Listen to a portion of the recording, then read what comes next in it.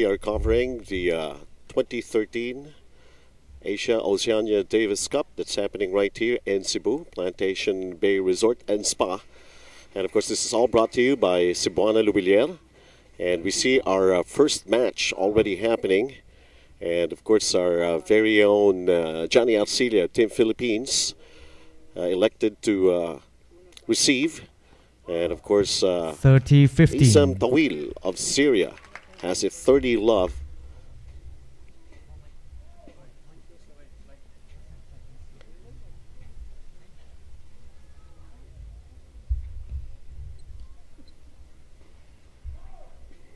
Double fault. Issam Taweel. So it's now 30-15. Of course, still trailing.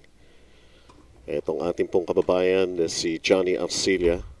Pride and joy for several years. 40-15.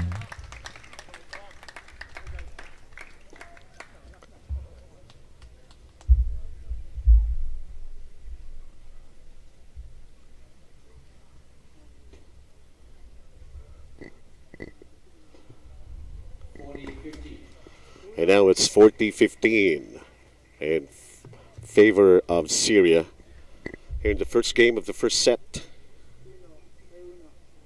Mas matangkad po itong si Issam Taweel. Laban dito kay Johnny Arcilla. Issam Taweel is having some problems trying to get his first serve. At kanina nga natawagan pa siya ng double fault.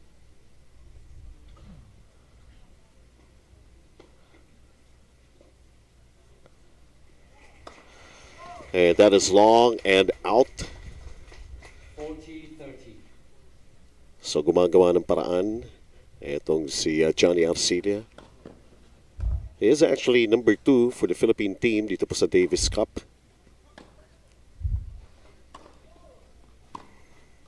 There you go, still having some problems with his first serve itong si Issam Taweel of Syria.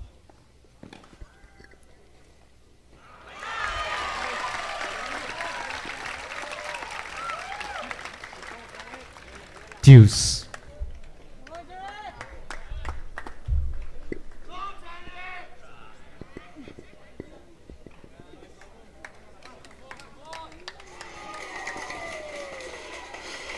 Long rally so far, and to the delight of the Filipino crowd in attendance dito po sa Plantation Bay Resort and Spa in Cebu, it's now deuce.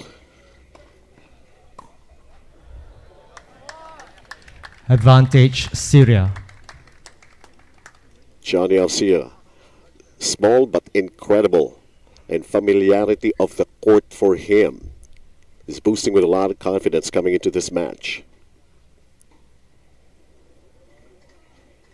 Advantage Syria. Well, for the first time in a long time na pumasok ang unang service nitong si Taweel. And pag-receive naman nitong si Arcilla, it was long, so advantage right now for Syria.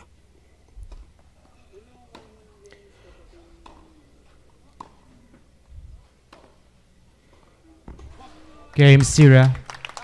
There you go. First game. Yun ang problema rito ni Taweel. Bihira niya maipasok yung kanyang first serve.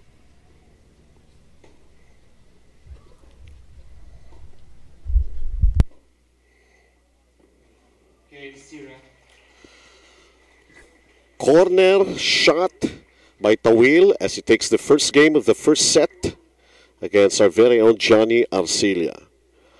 Once again, ito po ang 2013 Asia Oceania Davis Cup, Team Philippines versus Team Syria. And of course, ito po yung lingkod, Benji Santiago. This is our first match or first game for the scheduled 3 Johnny days. Arcilla to serve. We'll have the doubles the next day, and then, of course, muli po ang singles on the third day. Johnny Arcilla right now ang magsaserve. Love 15. So nakapag-hold ng serve etong si Taweel.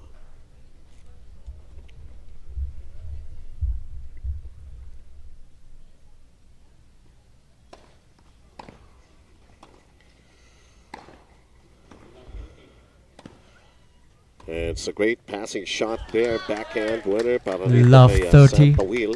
Remember, as what we have been telling you earlier, mas matangkad siya rito kay Johnny Arcilla, pero Johnny Arcilla is so used to playing taller men than him.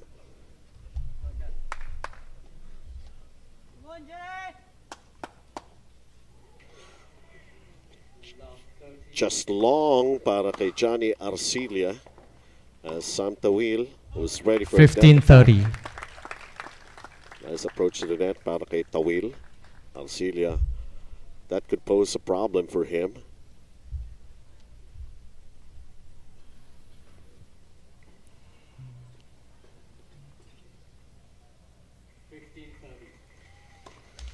So right now nakakuha siya ng kanyang first point dito sa second game ng first set. It's Johnny Arcilla.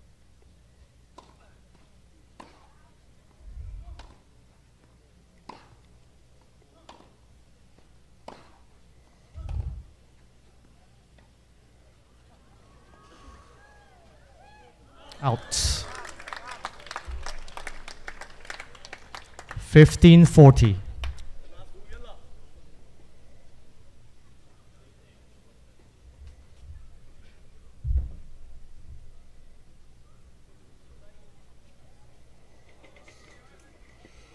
It was just too long.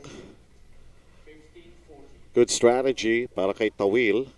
He knows he's up against a shorter opponent, so he decided for a drop shot there.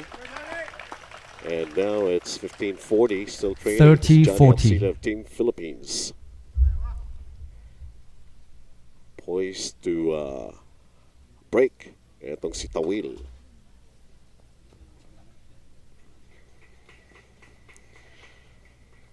Good for serve. There's power in there para kay Johnny Arcilla. Deuce. He's got to maintain focus in this match very early.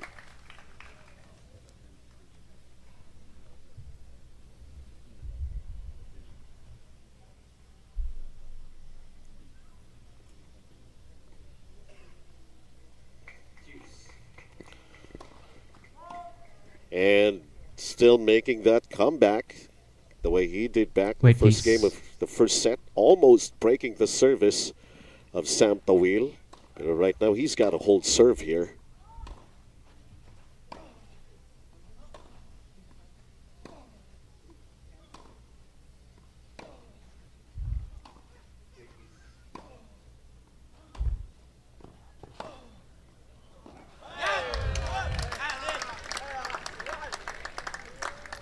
Advantage Syria.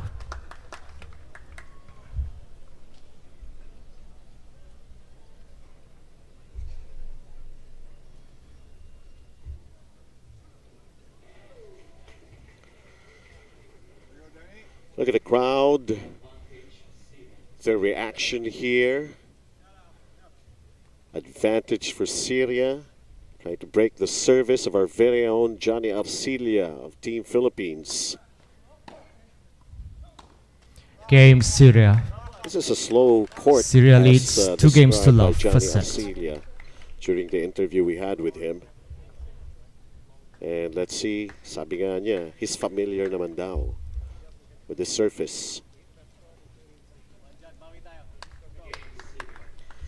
And Syria breaking the serve of Johnny Arcilla, and it's now 2 games to love here in the first set. Johnny Arcilla feeling a little disappointed here. Lagi siyang umahabol pero hindi niya matapos. Of course, back in the first game, we saw the difficulty in trying to get in his first serves. Etong si Sam Taweel of Syria. But he managed to make it 1 love. Love 15. After breaking the service of Johnny Arcilla to make it 2 games to love. Now it's so very important here for Johnny Arcilla to get back into this first set.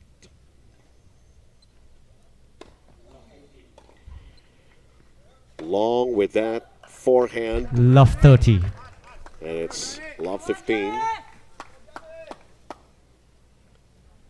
The kind of weather we're having is not exactly that sunny. It's cloudy. very comfortable.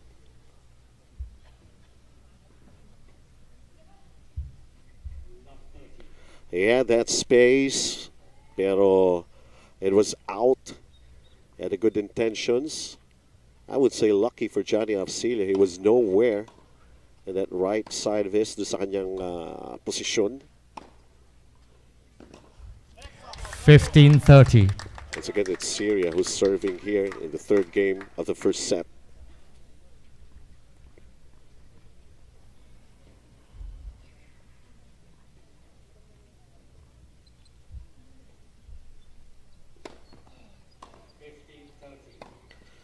So nakakuha siya ng kanyang unang point dito sa third game ng first set natin. Taweel of Syria. 15-40. Boy, can you get the towel? Boy, towel.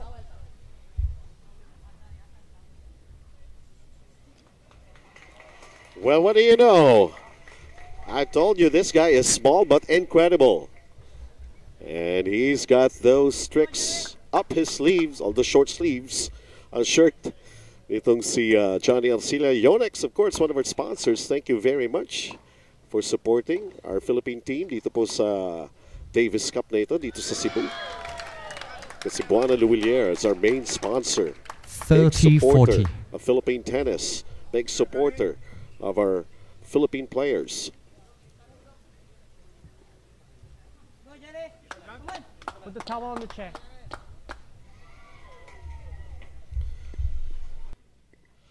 All right, we're picking up on the action. This is already the 10th game of the first set.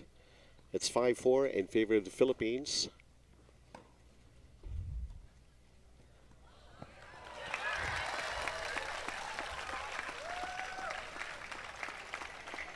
And a great lob shot by Johnny Arcilla. Na-notice niya, palapit sa net, etong si Taweel.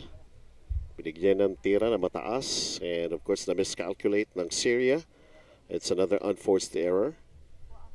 So it's 30-15 for the Philippines. A lot of things have happened since we were covering the early part of the first set, 2-1.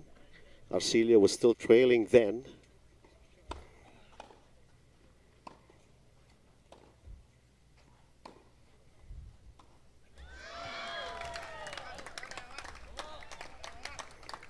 (30-40).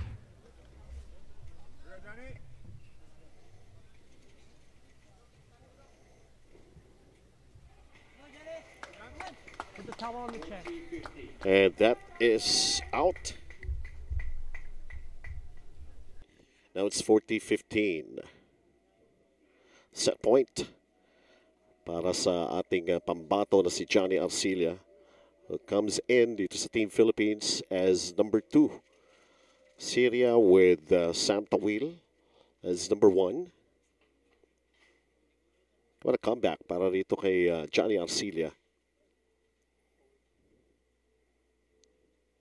And of course, the matter of breaking the service nitong si Johnny Taweel, yun ang pinagagawa nitong si Johnny Arcilla. But he commits his first double fault dito sa 10th game ng ating first set. This is still 40-30, lamang pa rin po si Johnny Arcilla of the Philippines.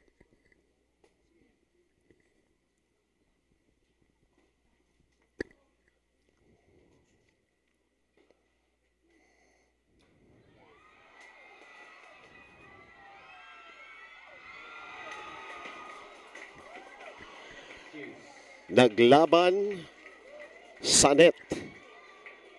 Volley after volley. And Syria winning that point. And now we're at deuce. Please remain quiet during play. Thank you.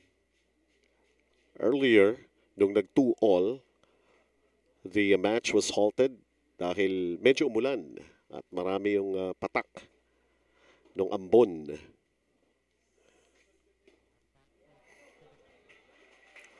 A miss-hit. And an advantage right now para kay Johnny Arcilla of the Philippines. Another unforced error para kay Taweel of Syria.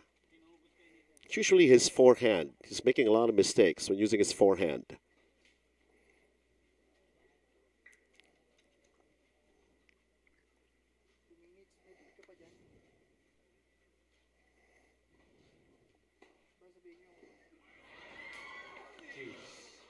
He had the right idea. It's just the execution. Doon na lang nagkaroon ng diferensya. And now, we're back at deuce. Pressure, most probably, nararamdaman ngayon ni Johnny Arcilla as he's just about to take the first set.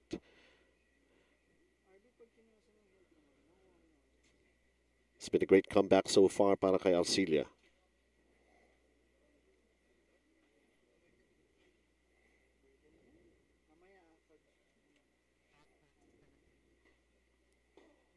Advantage Philippines. There you go. Palakpakan na naman ang mga nanonood sa tennis court ng Plantation Bay Resort and Spa. Pangatlong beses na po na dito sa venue na ito nagkaroon ng Davis Cup. To finish off the first set, yan ang hangad ngayon ni Johnny Arcilla of Team Philippines.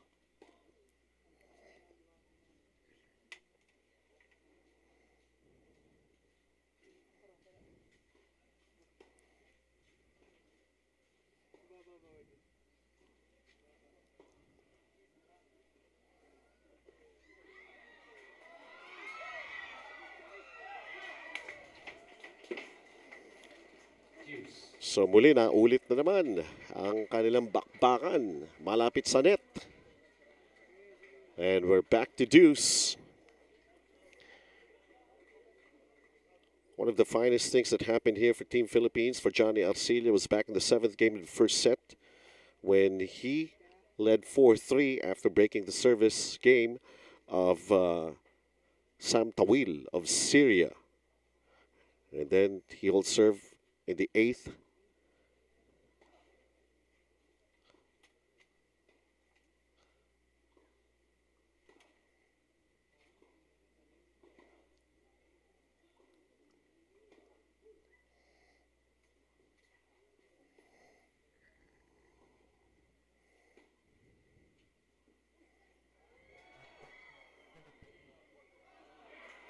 Advantage Philippines. How about that? He continues with his strategy of making some drop shots. Alam na alam ni Johnny Arcilla of Team Philippines yung timing when napakalayo sa baseline itong si Taweel. And yun ang ginagawa so far. It's working out pretty well. I do believe he only missed a chance isang beses lang when he tried to drop shot. And he did not win the point so far here in the first set for Johnny Arcilla.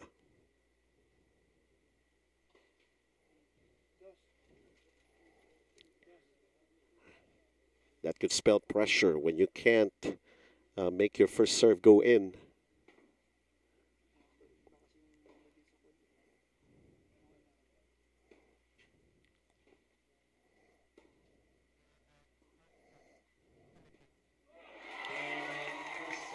And first set taken by Johnny Arcilla of Team Philippines. What a comeback. So, how do you like that? It's 6-4 in the first set. Team Philippines. And we'll return with more action dito po sa Davis Cup, Asia Oceania. Buhat po sa Plantation Bay Resort and Spa dito sa Cebu. Team Philippines versus Team Syria.